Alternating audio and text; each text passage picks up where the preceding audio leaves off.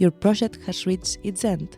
You are happy and proud of the results, and it's time to celebrate. But don't relax. There is still an important task to do. Once you officially finish your project, the Erasmus Plus or European Society Courts platform will ask you to do a final report.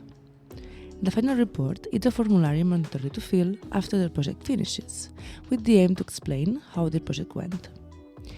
If you had accomplished the objectives, which impact the project had on the participants, how you will disseminate it, and many more topics.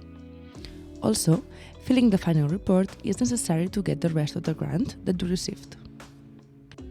Tip: doing an internal team evaluation will also help your group to see what worked, what didn't work, what could you improve, how did you manage the project, and how did you feel during the whole process.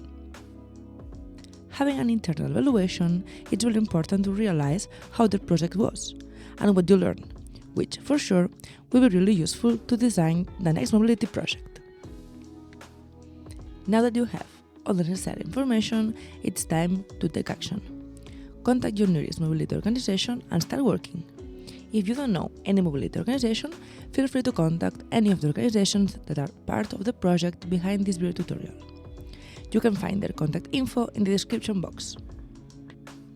But don't leave yet, we have prepared an extra peel where you will find youngsters, educators and organizations from different countries that had created, organized and implemented a mobility project from zero. Take a look and get inspired. Thanks for watching these videos and good luck!